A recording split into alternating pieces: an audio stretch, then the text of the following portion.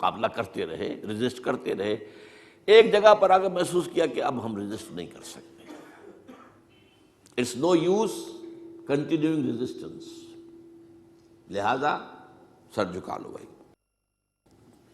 میں کہا کرتا ہوں اس کو پنجابی میں جو کہتے ہیں نیوی پاؤ، اس وقت جو ہے سر جھکا لو، لیکن ذرا وقت ملے گا پھر ہم ذرا موقع محل دیکھ کر وار کریں گے۔ یہ ہر ریولوشن کا خاصہ ہے، ہر ریولوشن کا، کہ آخری سٹیج پر آ کر مخالفین جو انقلاب کے ہوتے ہیں وہ دب جاتے ہیں، چھپ جاتے ہیں، کور لے لیتے ہیں، اور پھر موقع دیکھتے ہیں اور موقع پر پھر وہ بغاوت کرتے ہیں، اس ریولوشن کو ختم کرنے کی کوشش کرتے ہیں۔ یہ چیز جو ہے اگر آپ کو سمجھ میں آ جائے تو در حقیقت وہ واقعات جو ہیں جن کی طرف میں نے اشارہ کیا کہ حضور کی زندگی ہی کے اندر وہ آثار شروع ہو گئے تھے۔ چنانچہ مدعیان نبوت کھڑے ہو گئے۔ آپ کو معلوم ہے طلیحہ اسدی، مسیلمہ کذاب یمامہ کا، اسود عنسی، سجا ایک عورت، اپنے اپنے علاقوں میں انبیاء نبی ہیں۔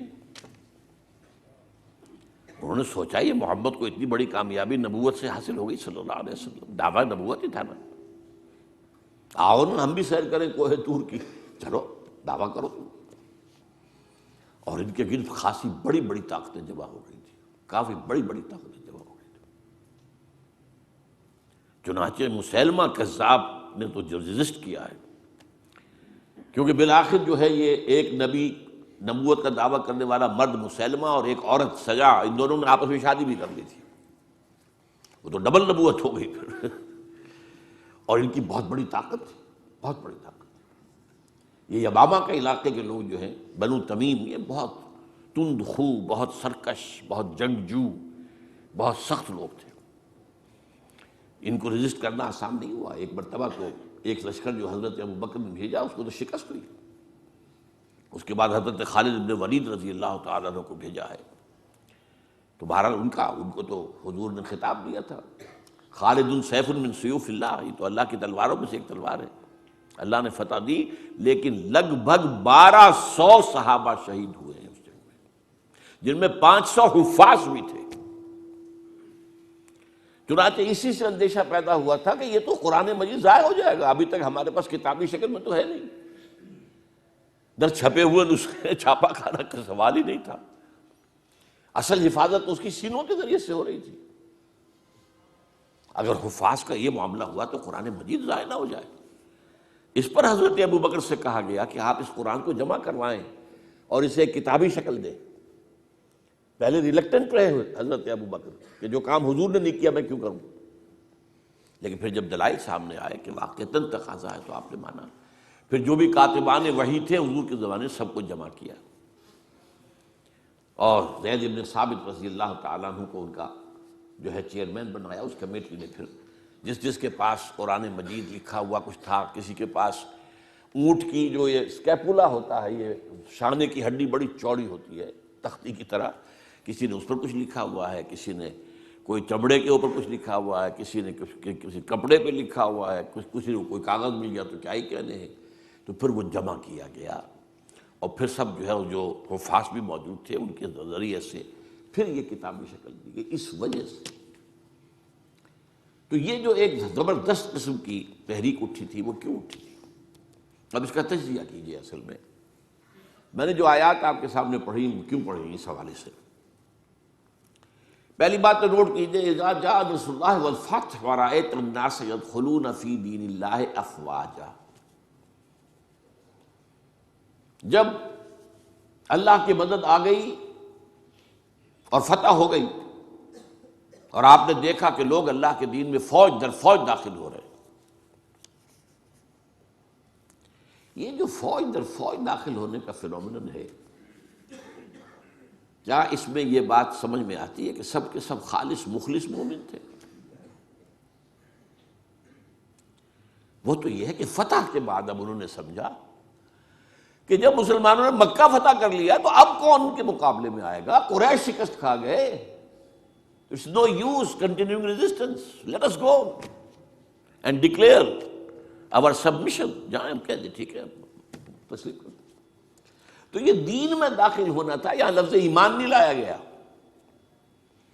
اس نظام اطاعت میں شامل ہو گئے. اس کو نوٹ کیجئے اس بات کو. اذا جاء نصر اللہ والفتح ورأیت الناس يدخلون فی دین اللہ افواجا. اللہ کے دین میں داخل ہو گئے، اس نظام اطاعت کے اندر داخل ہو گئے، اور انہوں نے کہا سمعنا واطعنا، اب ہم سنیں گے اور مانیں گے. اچھا یہ تو وہ فتح مکہ کے بعد. اس کے 1 سال کے بعد جب سورہ توبہ نازل ہو گئی اور مشرکین عرب کو آخری مہلت دے دی گئی، صرف 4 مہینے کی مہلت ہے، یا ایمان لاؤ یا تمہارا قتل عام ہو جائے گا. اس کا میں پس منظر کئی دفعہ بیان کر چکا ہوں. جو 40 نووی میں حدیث آئی تھی اس کے حوالے سے بھی تفصیل سے بیان کر چکا ہوں. اللہ تعالیٰ اپنے رسول جس قوم کی طرف بھیجتا تھا وہ قوم اگر انکار کرتی تھی تو ہلاک کر دی جاتی. یہ مرحلہ آیا ہے اب قریش کے لیے، یا مانو یا ہلاکت. پہلی قومیں ہلاک کی گئی، غرق کر دیے گئے، یا زلزلہ آ گیا، یا کوئی باد سرسر آ گئی، مختلف طریقوں سے. ایک طریقہ یہ بھی تھا کہ مسلمانوں کے ہاتھوں قتل کر دیے گئے. جو میں نے آیت آپ کو سنائی ہے، آیت نمبر 5 ہے سورہ توبہ کی. فَإِذَا انْسَلَخَ الْأَشْهُرُ الْحُرُمُ. اب یہ جو 4 مہینے کی ان کو مہلت دی جا رہی ہے، جب یہ ختم ہو جائیں تو اے مسلمانوں فَاقْتُلُوا الْمُشْرِكِينَ حَيْثُ وَجَدتُّمُوهُمْ. اب قتل کرو ان مشرکوں کو جہاں کہیں بھی پاؤ. وَخُذُوهُمْ پکڑو انہیں. وَاحْصُرُوهُمْ ان کا گھیراؤ کرو، محاصرہ کرو. وَاقْعُدُوا لَهُمْ كُلَّ مَرْصَدٍ اور ہر جگہ گھات لگا کر بیٹھو انہیں گرفتار کرنے کے لیے. فَإِن تَابُوا وَأَقَامُوا الصَّلَاةَ وَآتَوُا الزَّكَاةَ فَخَلُّوا سَبِيلَهُمْ. پھر وہ اگر توبہ کر لے، اپنے شرک سے باز آ جائیں، اور پھر وہ نماز قائم کریں اور زکوٰۃ ادا کریں تو ان کا راستہ چھوڑ دو. ان اللہ غفور رحیم، اللہ غفور رحیم. اب اس کا تجزیہ کیجئے. جو لوگ اس تھریٹ کے تحت ایمان لائے ہیں ان میں تو ظاہر بات ہے غالب اکثریت ان کو ہوگی کہ جو دل سے ایمان نہیں لائے، تو جان بچانے کے لیے ایمان لائے. ایسے بھی لوگ تھے، تاریخ سے معلوم ہوتا ہے کہ جنہوں نے اس پریشر کے تحت ایمان اسلام قبول کرنے سے انکار کر دیا، وہ عرب چھوڑ کر چلے گئے.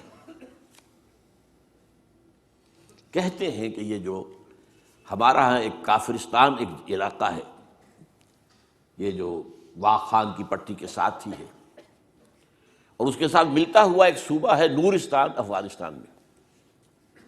یہ ایک قوم ہے، ان کا کہنا یہ ہے کہ ہم ان لوگوں میں سے ہیں کہ جو ان آیات کے نزول کے بعد جو عرب چھوڑ کر باہر گئے کہ ہم نہیں مانیں گے اسلام. پھر جیسے جیسے ہم پڑھتے گئے پیچھے پیچھے اسلام بھی آ رہا تھا، فتوحات ہو رہی تھی، تو آگے آگے ہم پیچھے پیچھے اسلام، یہاں تک کہ ہم آ کر ہمارے آباء اجداد ان پہاڑوں میں آ کر انہوں نے پناہ لے لی.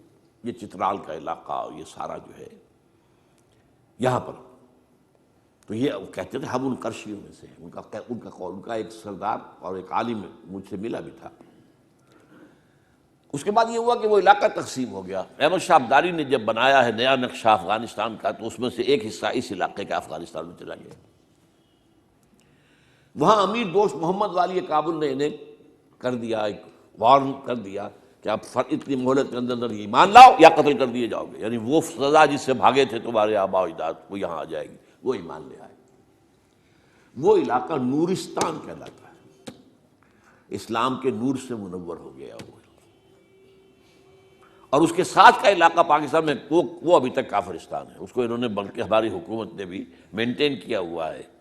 وہاں کسی کو تبلیغ کی اجازت نہیں ہے، کچھ نہیں. وہ چاہتے ہیں کہ یہ سیاحت کے لیے سیاحوں کی آمد وہ دیکھیں آ کر ان لوگوں کو، تو وہ برقرار رکھا ہو پورا علاقہ. بہرحال یہ کیفیت اب یہ تجزیہ یہ کرنا ہے کہ جو لوگ اس وقت ایمان لائے ان میں اگر اکثریت نہیں تو بہرحال بہت بڑی تعداد ایسے لوگوں کی تھی کہ جنہوں نے صرف جان بچانے کے لیے وہ جو ہے وہ اپنا ایمان لانا جو ہے اور اسلام میں داخل ہونا قبول کیا، ورنہ حقیقت میں وہ اسلام میں لائے.